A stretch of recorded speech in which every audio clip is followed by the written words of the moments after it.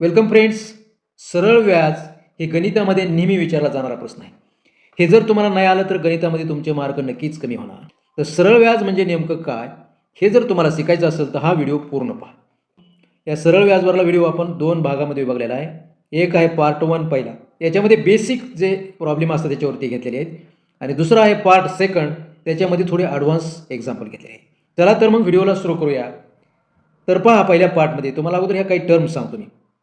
SI म्हणजे simple interest.